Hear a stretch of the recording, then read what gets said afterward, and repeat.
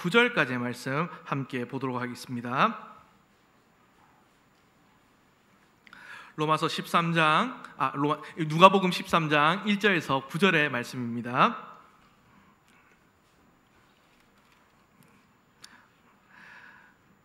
다시 한번 알고 누가복음 13장 1절 9절 말씀 함께 교독해서 보도록 하겠습니다. 1절입니다. 그때 마침 두어 사람이 와서 빌라도가 어떤 갈릴리 사람들의 피를 그들의 제물에 섞은 일로 예수께 아뢰니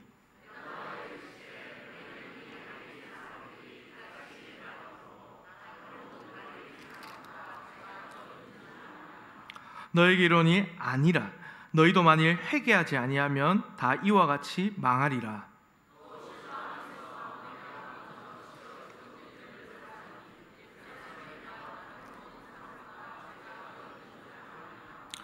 너에게 이르노니 아니라 너희도 만일 회개하지 아니하면 다 이와 같이 망하리라.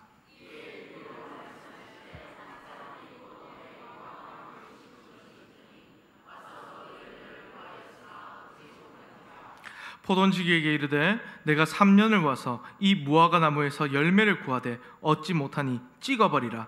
어찌 땅만 버리게 하겠느냐.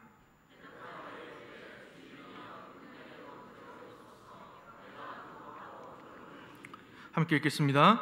이후에 만일 열매가 열면 좋거니와 그렇지 않으면 찍어버리소서 하였다 하시니라. 아멘. 오늘은요 이제 이 누가복음 말씀 보면서 두 사건과 한 비유한 제목으로 말씀을 나누고자 합니다.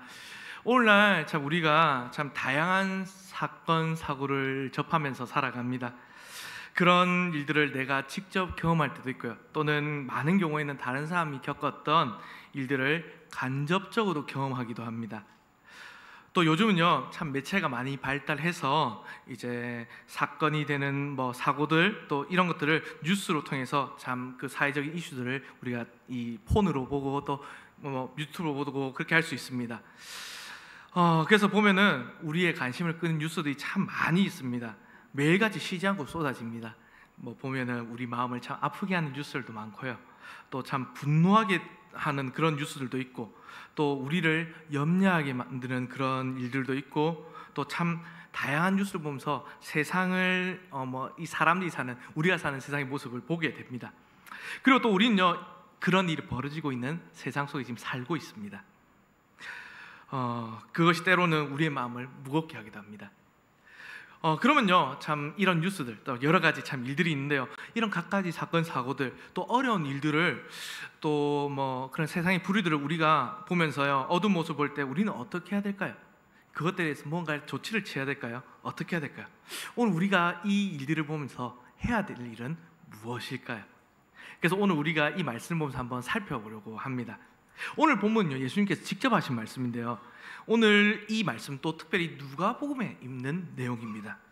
간략하게 이 부분을 두 단락으로 나눌 수 있는데, 첫째 단락은 이제 우리가 1절에서 5절까지 보면 두 사건을 통한 예수님의 경고의 말씀입니다. 그리고 6절부터 9절까지는 이제 두 번째 단락으로 이제 예수님의 이 말씀을 강조하기 위한 짧은 비유입니다. 그래서 오늘 본문은요 두 사건과 하나의 비유로 구성이 되어 있습니다. 그래서 오늘 질문은요 이겁니다. 이것을 봤을 때 이 두 사건과 하나의 비유를 보면서 이것을 더하면 어떻게 될까라는 것입니다. 그래서 이 질문에 답하기 위해서 오늘 우리는요 앞에 있었던 1절에서 5절에 있는 사건 두 가지를 살펴보아야 합니다. 그래서 1절입니다. 자, 1절 제가 말씀 읽겠습니다. 1절입니다. 그때 마침 두어 사람이 와서 빌라도가 어떤 갈릴리 사람들의 피를 그들의 제물에 섞은 일로 예수께 아뢰니라면서 시작을 합니다. 오늘 본문요 그때 마침이란 말로 시작을 합니다. 그때 마침, 그러니까 두어 사람이 와서 예수님께 이제 엄청난 사건을 보고합니다. 지금으로 봐도 엄청난 사건인데요, 12장에서요 예수님께서 이제 여러 말씀을 마치시고요 이제 그 한 뒤에 기가 막힌 그 타이밍에 사람들이 와서요 바로 이 사람들이 소식을 전한 겁니다. 지금이야 이제 우리가 스마트폰 있으니까 폰만 열면 네이버로 이렇게 뉴스를 다 볼 수 있겠지만, 그 당시에는 그런 시대가 아닙니다. 큰 사건이나 사고가 있으면요 직접 사람들이 찾아와서 소식을 전했습니다. 그 본문에 등장한 사람도 이제 이 사건 소식을 전하기 위해서 예수님을 찾아온 것입니다. 그리고 오늘 이들이 예수님께 전한 소식은 무엇입니까? 한마디로요, 무서운 소식인데 빌라도가 갈릴리 사람들을 죽였다라는 겁니다. 이 갈릴리 사람들이 왜 죽었는지 또 왜 죽임을 당했는지는 알 수가 없습니다. 이유가 여기 안 보이거든요. 다만 로마에 대항했던 반란군이라서 그렇지 않은가라는 추측은 있습니다. 그렇다면 오늘 왜 이 일이 그렇게 큰 이슈가 될 수 있었을까요? 특별히 사람들이 예수님께 찾아와서 할 정도의 이야기였을까요? 당시 이제 유대 총독이던 이 빌라도가 로마의 식민지였던 이스라엘 사람들을 잡아서 가두거나 또 반역자들을 죽이는 일, 이 사실 이런 일은 흔히 있는 일입니다. 그 뉴스거리가 아닙니다, 사실은. 빌라도가 또 이 당시에도 평판이 아주 안 좋았습니다. 험악하고 평판이 좋지 않았다는 것은 유대인 역사가인 요세푸스의 책에도 다 기록이 되어 있습니다. 그러면 여기서 뉴스가 될 만한 일이 무엇일까요? 문제가 뭘까요? 오늘 여기 우리 1절에 보면 문제가 나옵니다. 갈릴리 사람들의 피를 그들의 제물에 섞은 일이라고 말합니다.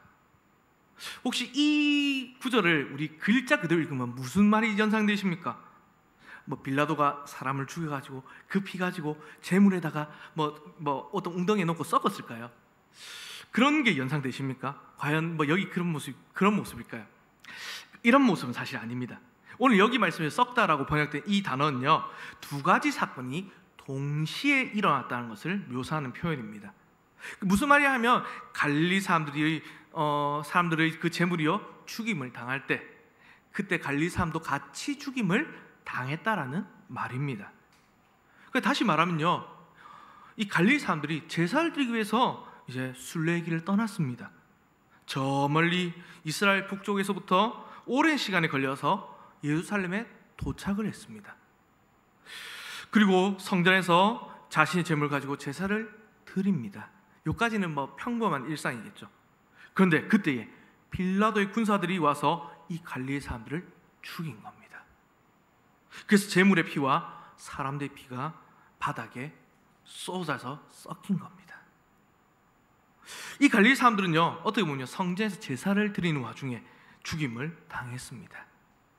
이것은요, 끔찍하고 비극적인 사건이고요, 유대인들에게 있어서 어떻게 보면 굉장히 모독적인 사건입니다. 우리 상황 생각하면 우리 옛날 일제강점기로 생각하면 안 될까요? 우리나라가 그때 일제강점기 때 일본 군인들이 교회로 쳐들어와서 독립군과 관련된 사람도 있으면 그 죽이고 빼앗아 데리고 가고 이런 것들을 하는 일과 비슷한 일인 겁니다. 그래서 오늘 이 사건이 지금 예수님에게 와서까지 할 정도의 뉴스가 된 것입니다. 그리고 성경에서 벌어진 이 참혹한 일들은 사람들 통해서 많이 전달됐을 겁니다. 이 사람 저 사람한테 다 전달되지 않았겠습니까? 그리고 또 이 말을 들었던 사람들의 마음은 어땠겠습니까? 분노가 치밀어 오르지 않았겠습니까? 예수님 곁에는 또 수많은 사람들이 있었을 겁니다. 그 뉴스를 들을 때, 그럴 때 그들의 마음에 정말 피가 거꾸로 쏜다는 그 마음이 들지 않았겠습니까? 지금 예수님께 이 사건을 전한 사람은 그래서 무엇을 기대하며 예수님께 왔을까요? 예수님도요, 죽임을 당한 사람과 같은 사실 갈릴리 사람입니다. 지금 그리고 갈릴리에서 예루살렘으로 예수님께서 가시는 중입니다. 그리고 무엇보다 예수님은 그들이 기다렸던 메시아로 기대되는 분입니다. 그래서 무리가 예수님을 따르고 있고요, 당시 사람들이 생각했던 메시아는요, 어떤 분입니까? 이제 사람들의 머릿속으로 생각해보면 하나님께서 약속하신 분, 또 로마로부터 이스라엘을 해방시켜 주실 분, 또 옛적에 다윗이 그랬던 것처럼 그들에게 평화와 안녕을 가져다 줄 분으로 생각했던 겁니다. 그러니까요, 이런 생각하는 겁니다. 빌라도가 정말 이런 끔찍한 일을 하다니 드디어 때가 됐구나, 이제 잘됐다, 예수님께서 이제 일어날 시간이다, 이 일을 두고 예수님께서 가만두시지 않으실 거다, 예루살렘으로 가서 이스라엘 독립을 이루자, 이러면서 아마 그런 생각을 하지 않았을까 싶습니다. 그런데 예수님은 오늘 어떻게 얘기하시죠? 오늘 2절과 3절의 말씀입니다. 오늘 2절 3절 말씀 제가 읽겠습니다. 여기 이렇게 얘기합니다. 대답하여 이르시되 너희는 이 갈릴리 사람들이 이같이 해 받음으로 다른 모든 갈릴리 사람보다 죄가 더 있는 줄 아냐? 너희에게 이르노니 아니라 너희도 만일 회개하지 아니하면 이와 같이 망하리라 라고 말합니다. 반응이 무슨 반응입니까? 사람들이 기대했던 반응과는 좀 다릅니다. 사람들이 예수님이라면 이런 반응을 좀 기대했지 않겠습니까? 우리도 그럴 수 있습니다. 감히 우리 지금 보시면요, 하나님께 드리는 예배를, 제사를 이렇게 멸시하다니 내가 혼을 내주겠다, 나를 따르라, 이렇게 생각하지 않겠습니까? 아니면 조금 양보해서 빌라도 저 심판받을 것이다, 기다려라, 이렇게 하지 않겠습니까? 아니면 좀 더 낮춰서 우리 그 희생당한 사람들 위해서 기도합시다 라고 예수님이 해야 되지 않을까요? 하지만 예수님은요, 언제나처럼 이것을 통해 중요한 메시지를 전달하십니다. 그때 마침 등장한 사람들이 전한 이 사건을 통해서 지금까지 하신 여러 말씀들에 대한 적용을 해 주시는 겁니다. 예수님은요, 지금 모든 듣는 자들에게 경고의 말씀을 선포하십니다. 왜냐하면 이 경고가 어떤 것보다 그들에게 가장 필요한 말씀이기 때문입니다. 특별히 예수님은요, 먼저 이들의 잘못된 생각을 깨우쳐 주시는데요, 사람들이 가지고 있던 심판에 대한 오해들을 먼저는 바로잡아 주십니다. 당시 사람들은요, 이렇게 생각했습니다. 불행한 사고가 일어나고 갑작스러운 어떤 재난, 비참한 죽음이 있으면 이것은 심각한 죄에 대한 하나님의 심판이라고 생각했습니다. 그래서 갈릴리 사람들과 같이 끔찍하게 죽임을 당한 일은 당연히 하나님께서 심판하신 것이라고 생각을 했고요, 이 심판을 이끌어낸 그들의 죄는 심각했을 거라고 추측하는 겁니다. 그러면서 그들이 당하는 이 고통의 결과로, 이 죄의 결과로 받는 심판이라고 말하는 겁니다. 너무 나쁜 거 아닙니까? 정말 그럴까요? 예수님 오늘 뭐라고 얘기하십니까? 너에게로니 아니라, 아니다라고 얘기합니다. 예수님은 이런 생각이 잘못된 것임을 말씀하십니다. 어떤 사람이 사고를 당하거나 갑자기 정말 죽음을 맞이한다고 해서 그것이 하나님의 심판이라고 할 수 없다는 겁니다. 사실 우리는 알 수 없습니다. 심판일 수도 있고 아닐 수도 있고 알 수 없습니다. 만약 사람들이 각자 자기 죄로 인해서 사고나 재난을 당한다면요, 우리 몇몇 사람이 사고로 죽는 일은 놀라운 일은 아닐 겁니다. 그리고 어떻게 보면요, 오히려 아직도 이렇게 많은 사람이 살아있는 것에 대해서 오히려 더 놀라야 될 겁니다. 그리고 정말 그렇게 된다면, 하나님의 심판대로 이 땅에 그런 심판이 일어난다면 정말 살아날 사람이 아무도 없을 겁니다. 구약에서도 그렇지 않습니까? 욥기의 경우, 욥의 경우도 생각했을 때 욥은요, 영문도 모은 채 고난을 너무 많이 당했습니다. 괴로워합니다. 그 욥의 친구들은요, 이것이 다 욥의 그 죄 때문이라고 욥을 정죄합니다. 하지만 아니었죠. 욥의 친구가 틀린 것입니다. 예수님은요, 당시 이 사람들의 잘못된 생각을 일깨워 주시면서 추가로 하나의 사건을 또 더 언급하십니다. 그 4절과 5절의 말씀을 보는데요, 똑같은 말씀 한 번 더 반복하며 강조하십니다. 4절 5절입니다. 제가 읽겠습니다. 또 실로암에서 망대가 무너져 치어 죽은 18사람이 예루살렘에 거한 다른 모든 사람보다 죄가 더 있는 줄 아느냐? 너에게 이르노니 아니라. 너희도 만일 회개하지 아니하면 다 이와 같이 망하리라. 실로암은요, 오늘 어디입니까? 많이 들어보셨을 건데, 실로암은요, 예루살렘 이 성벽의 남쪽과 동쪽에 만나는 위치한 곳에 있는 못입니다. 이곳은 예루살렘 주민도 오지만 물론 또 거기에 제사를 드리기 위해 성전을 방문하는 순례자들의 쉼터입니다. 그런데 이곳에 있던 높은 망대가 무너져 18명이 죽는 무서운 중대한 사고가 발생했습니다. 사람들이 이 사건에 대해서 관심을 가졌을 거고요, 여러 사람들을 통해서 지금도 그렇겠지만 많이 이 사건이 퍼졌을 겁니다. 예수님 말씀 듣던 대부분의 사람들이 이 사건을 당연히 큰 사건이니까 알고 있었을 겁니다. 본문에 나오는 사건은요, 그래서 당시 사람들에게 큰 뉴스거리였던 겁니다.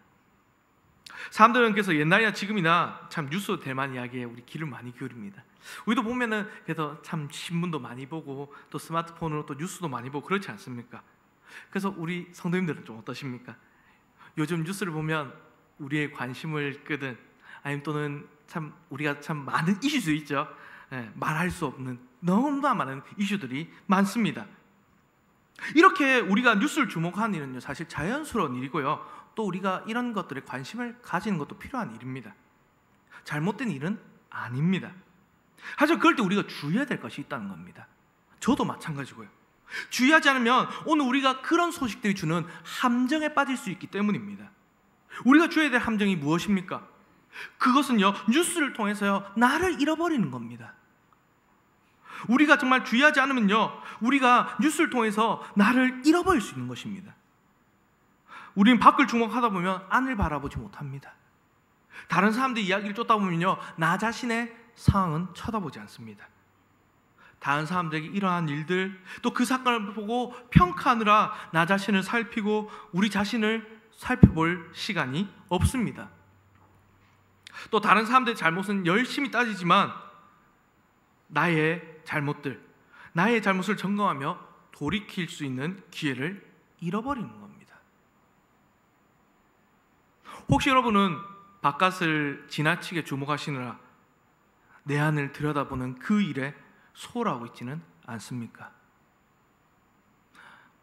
다른 사람의 인생에 대해서, 또 그들이 한 일에 대해서, 또 그들이 당한 사고와 재난을 생각하면서 정작 나의 인생, 우리의 인생에 대해서, 또 나의 죽음에 대해서, 나의 구원에 대해서, 나의 종말에 대해서는 하나도 생각하지 않는 것입니다. 뉴스에 나온 사람들의 그 죄에 대해서는 분노하고 정의를 외치지만 막상 나의 죄에 대해서는 잘 생각하지 않습니다. 오늘 우리는 이 말씀을 보면서요, 우리는 내 안을 먼저 볼 수 있어야 합니다. 뉴스가 주는 함정에 빠져서는 안 됩니다. 시선을 그 바깥으로 빼앗겨서 나 자신을 돌이키고 돌아보는 일을 놓쳐서는 안 된다는 것입니다. 그렇게 우리가 우리 자신을 참 잘 점검한다면 자연스럽게 우리 이런 고백을 할 수 있지 않겠습니까? 내 안에 선한 것이 없구나. 그래서 다른 사람들을 탓하기 전에 먼저 내 자신을 돌아보시길 바랍니다. 참 나는 얼마나 형편없는 사람인지, 내가 얼마나 자격 없는 사람인지, 정말 어찌할 수 없는 죄인이라는 사실을 발견하시길 바랍니다. 그럴 때 우리에게는 진정 소망이 있는 것입니다. 무너진 우리 마음에 절망하고 있는 나에게 정말 필요한 하나님의 은혜가 임하게 되는 것입니다. 정말 심판받아야 하는 그 악은요, 바깥에 있는 것이 아니라 오늘 우리 속에 있는 것입니다. 그래서 예수님은요, 먼저 자신의 상태를 살피라고 말씀하시는 겁니다. 그리고 무엇을 말씀하십니까? 회개하라. 예수님은 오늘 두 사건을 통해서 똑같은 말씀을 반복하십니다. 너희도 만일 회개하지 아니하면 다 이와 같이 망하리라 라고 말입니다. 무슨 말입니까? 사람마다 시간의 차이는 있을 수 있습니다. 결국 그런데 회개하지 않으면 모든 사람이 다 망한다는 겁니다. 모든 사람이 같은 목적지를 향해 걸어갑니다. 바로 멸망입니다. 그래서 회개하지 않으면, 돌이키지 않으면 모든 사람이 그 멸망이라는 곳에 도착하고 말 것입니다. 어떤 사람은 뜻하지 않은 사고로 일찍 올 수도 있고, 어떤 사람은 오래 살다가 좀 늦게 도착할 수도 있습니다. 하지만 그런 시간의 차이는 중요하지 않고요, 그 멸망은 우리에게 다가온다는 것입니다. 그래서 정말 중요한 것은 회개하지 않으면, 그 죄에서 돌이키지 않으면 그 영원한 멸망은 망하게 된다는 사실입니다. 그래서 오늘 예수님은요, 정말 중요하게 회개하라고 말씀하십니다. 이 말씀은요, 예수님이 공생애를 시작하면서부터 그때 바로 처음부터 외쳤던 메시지입니다. 마태복음 4장 17절에도 이렇게 얘기하죠. 회개하라, 천국이 가까이 왔느니라. 예수님은요, 자신이 이 땅에 오신 이유를 이렇게 말씀하셨습니다. 내가 죄인을 불러 회개시키러 왔노라. 이것이 오늘 본문에서 예수님께서 우리에게 주시는 단 한마디의 하나의 메시지입니다. 회개하라. 예수님 오늘께서 우리에게 이렇게 말씀하시는 거죠. 너희가 정말 세상의 여러 소식을 들을 때에 그래, 들을 수 있지. 그렇지만 먼저 너희 자신을 돌아보고 살피고 회개하여서 너에게 임할 심판을 피하라라고 말씀하시는 겁니다. 그럴 때 그러면 우리는 이런 질문을 할 수 있습니다. 하나님, 우리는 무엇을 회개해야 됩니까? 여러분, 우리는 무엇을 회개해야 될까요? 그것은 바로 오늘 말씀 볼 때 열매 없음입니다. 예수님요 오늘 이것을 비유로 가르쳐 주십니다. 오늘 말씀 6절에서 9절까지 말씀인데요, 이 말씀 우리 함께 한번 읽어보도록 하겠습니다. 6절부터 9절입니다. 띄워주시면 감사하겠습니다. 시작. 이에 비유로 말씀하시되 한 사람이 포도원에 무화과나무를 심은 것이 있더니 와서 그 열매를 구하였으나 얻지 못한지라.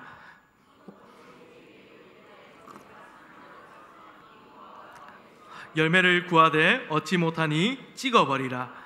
어찌 땅만 버리게 하겠느냐. 대답하여 이르되 주인이여 금년에도 그대로 두소서. 내가 두릅하고 거름을 줄이니 요에 만일 열매가 일면 좋거니와 그렇지 않으면 찍어버리소서 하였다 하시니라. 아멘. 예수님의 비유는 이러합니다. 오늘 이 비유는요, 설명해보면요, 한 포도나무 주인이 있습니다. 이 주인이요 무화과나무를 심었는데 3년 동안 기다렸는데 열매가 안 맺히는 겁니다. 그래서 주인이요 이제 포도원지기에게 이 열매 없는 나무를요 찍어버리라고 명령합니다. 열매 없는 나무 때문에 땅을 낭비하는 것보다, 거름 낭비하고 하는 것보다 그 땅에 다른 나무를 심어서 새로운 열매를 거둔 것이 더 합리적인 선택이기 때문입니다. 그러자 포도원지기가 와서요 주인을 설득합니다. 자기가 거름 잘 주고 또 나무를 잘 관리할 터이니 올 한 해만 시간을 더 주십시오라고 하는 비유입니다. 이게 무슨 이야기입니까? 이 비유가 오늘 우리에게 가르쳐주는 것이 무엇입니까? 그것은 오늘 하나님께서 우리에게 열매 맺기를 기대하신다는 겁니다. 예수님을 믿는 자에게 기대하는 것이 열매입니다. 당연한 결과입니다. 오늘 믿는 자의 열매는 성경 전체에서 참 다양하게 언급됩니다. 여러 가지 말할 수 있는데 요약하면요 결국 이 열매는 변화입니다. 삶의 변화, 인격의 변화, 가치관의 변화, 생각의 변화. 그러니까 전과는 다른 겁니다. 예수님 믿고는 달라진 겁니다. 전과 후가 다른 겁니다. 구원받은 자에게 기대되는 것은 그에 따른 변화입니다. 구원받은 우리는 이 세상에 살아가지만 세상의 사람들과는 다른 목표를 가지고 다른 가치관을 가지고 하나님 나라를 바라보면서 다른 삶의 방식을 가지고 다르게 살아가는 겁니다. 그런데 구원받았다고 하는 사람들, 예수님 믿는다고 하는데 여전히 모든 것이 세상 사람들과 똑같다면 어떻겠습니까? 사는 것도 똑같고요, 생각하는 것도 똑같고요, 또 좋아하는 것도 똑같고 모든 것이 똑같이 살아간다면 그 사람은 어떤 사람입니까? 그 사람은 오늘 하나님 보시기에 열매 없는 나무라는 겁니다. 하나님은 그런 나무를 찍어버리라고 말씀하십니다. 오늘날 사람들이 구원을 어떻게 생각합니까? 구원 이야기 많이 하지 않습니까? 어떻게 생각하십니까? 예수님 믿으면 구원을 받는다고 말합니다. 맞습니까? 네, 맞죠. 예수님 믿으면 구원 받습니다. 이건 당연한 진리입니다. 하지만 그 구원이 어떤 것입니까? 이 땅에서 우리가 그냥 성공하는 것이 구원입니까? 아니면 나를 위해서 내 꿈을 이루고 내가 원하는 것을 위해서 살다가 그렇게 죽어서 천국 가는 것이 구원입니까? 믿으면 천국에 간다고 하니까 너무 좋은 이야기입니다. 정말 근데 믿어서 천국 가는 건 맞죠? 근데 이런 거죠. 그 천국은 받고 싶은데 하지만 하나님을 위해 일하는 것을 원치 않는다는 겁니다. 부담되는 것들 다 거절합니다. 이제 천국에 갈 수 있다고 하니까 안심하면서 내 마음대로 살아갑니다. 이게 구원입니까? 성경 어디에 그렇게 얘기를 하고 있습니까? 아닙니다. 우리 옛날 통계자료 보면요, 이제 요즘 이거보다 더 훨씬 줄어든 것 같은데 우리나라의 20% 정도가 개신교인이다, 그리스도인이다라고 얘기합니다. 그래서 그 체크한 사람이 10명 중에 2명, 한 20%라는 겁니다. 근데 우리나라에 참 또 많은 사람들, 또 주요 위치에 그리스도인들도 있고 그렇지만 왜 이렇게 좀 어렵습니까? 왜 이렇게 잘못한 사람들이 많습니까? 서로의 잘못을 비난하며 지적하기는 정말 바쁘지만요, 정말 회개함으로 자신의 잘못을 뉘우치는 사람은 없습니다. 사과한 사람이 없습니다. 사실 이것은 다른 사람들의 이야기가 아니라 우리의 이야기입니다. 우리는 어떤 나무입니까? 우리는 열매를 맺고 있습니까? 예수를 믿기 전과 믿은 후 시간이 지나면서 우리 삶은 달라지고 있습니까? 우리의 삶이, 내가 돈을 쓰는 목적들이, 나의 가치관이, 내가 사람들 대하는 태도와 방식들이, 또 내 생각과 말과 행동이 점점 바뀌고 있습니까? 아니면요, 그냥 세상처럼 세상의 흐름에 맡기면서 물은 물이요 산은 산이로다 하면서 살아가고 있습니까? 그러면서 우리가 가지고 있는 문제의 원인을 바깥에 찾으면서 다른 것을 핑계대고요, 그렇게 변명하고 있지는 않습니까? 세상 이야기를 주목하나 우리 자신을 잃어버리고 있지는 않느냐는 말입니다. 지금 사실 어느 때보다 나라 안팎은 너무나 지금 시끄러운 상황입니다. 이때 우리가 할 일은 무엇이겠습니까? 이때 우리는 겸손히 하나님 앞에 서서요, 나를 돌아보는 일입니다. 우리가 참 회개해야 됩니다. 내가 마땅히 세상에서 빛과 소금으로 살지 못한 것에 대해서 회개해야 되고요, 내가 주님을 위해서 주님 닮지 못한 것에 대해서, 복음 전하지 못한 것에 대해서 회개해야 됩니다. 내 삶에 열매 없는 것에 대해서 회개하며 주님의 은혜를 구해야 합니다. 우리가 인생의 끝이 언제 될지는, 맞아야 될지는 사실 아무도 모릅니다. 그런데 열매 맺는 나무를 찍어버리라고 하실 때가 그렇듯 언제인지 알 수가 없는 것입니다. 포도원지기는 오늘 여기에서 1년의 유예기간을 받았습니다. 하지만 그 시간은 신속히 지나갈 것입니다. 그런 후에도 여전히 열매가 없다면 결국 찍어져 버릴 것입니다. 하지만 아직 우리에게는 시간이 있고 때가 있습니다. 기회가 있습니다. 하나님의 은혜로 오늘 우리에게 시간이 있습니다. 하나님의 은혜로 복음을 들을 수 있고 믿을 수 있습니다. 또 하나님의 은혜로 죄에서 돌이켜서 예수님을 바라볼 수 있습니다. 아직까지 우리에게 열매 맺을 시간이 남아있는 것입니다. 그러니 사랑하는 성도 여러분, 회개하시길 바랍니다. 그리고 또 회개 없이는 죄사함이 있을 수 없습니다. 겸손히 회개함으로 오늘 예수님 앞으로 나아가십시오. 그러며 오늘 예수님의 그 그리스도의 보혈이 우리를 깨끗하게 씻겨주실 것입니다. 그리고 또한 이미 이전에 회개한 분이라 할지라도 우리에게 여전히 계속해서 회개는 필요합니다. 우리 기도할 때도 계속 회개하지 않습니까? 이 회개는요, 구원받은 사람이 가진 삶의 특징입니다. 우리는 정말 인생이 끝나는 그 순간까지요 계속해서 회개의 삶을 살아야 합니다. 우리가 이 땅에 사는 날 동안 참 우리가 연약해서 넘어지는 일이 너무 많기 때문에 계속해서 회개해야 하기 때문입니다. 참 그것이 우리에게 있어서 어떻게 보면 너무 넘어지니까 탄식이 되기도 하고 참 그렇기도 하지만, 그곳에 넘치는 또 하나님의 그 깊은 탄식이 있는 곳에 하나님의 은혜가 임한다는 것을 또 우리는 압니다. 그래서 오늘 우리는요, 회개하며 다시 주 앞에 나아가야 하는 것입니다. 그래서 힘을 내어서 죄를 미워하고 또 주님을 더욱 사랑하며 나아가야 합니다. 그렇게 회개하며 돌이킨 삶을 사는 것입니다. 그래서 이제 말씀을 조금 좀 정리할까 합니다. 그래서 오늘 말씀을 시작하면서 드렸던 말씀이 이거였습니다. 두 사건의 하나의 비유를 더하면 어떻게 될까요? 라고 했는데, 이 말씀, 그래서 예수님께서 오늘 말씀하신 예수님이 이 두 사건의 하나의 비유를 더하면 이렇게 말씀이 되는 겁니다. 이 핵심이 무엇이냐? 회개함으로 열매를 맺으라는 것입니다. 한 줄로 요약될 수 있죠. 오늘 본문은 이렇게 비유로 끝이 나는데, 그래서 비유에 대한 결말은 오늘 여기 따로 나오진 않습니다. 열린 결말입니다. 열매 없는 나무가 이제 후에 찍혀졌는지 아니면 열매 맺어서 계속 살아나는지는 모릅니다. 뭔가 찝찝한 느낌이 들지만 여기서 중요한 것은 우리의 결말입니다. 우리의 결말은 어떻습니까? 열매 맺는 자입니까? 열매 없는 자입니까? 어떻게 오늘 써내려 가시겠습니까?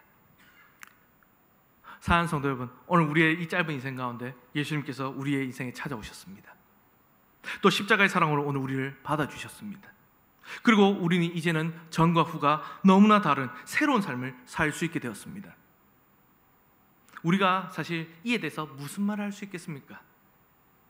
우리는 이렇게 그냥 고백할 뿐이죠. 주님, 제가 주님을 위해 살겠습니다. 정말 하나님을 위해 우리의 이 평생을 바치겠습니다. 내 욕심 버리고 성령님께서 내 안에 역사하시기를 바라고 그렇게 역사하시도록 살겠습니다라고 고백할 수밖에 없습니다. 그리고 주님 만날 날 기대하며 회개하면서 정말 여기서 하나님께 충성하며 살겠습니다. 이런 고백을 할 수밖에 없습니다.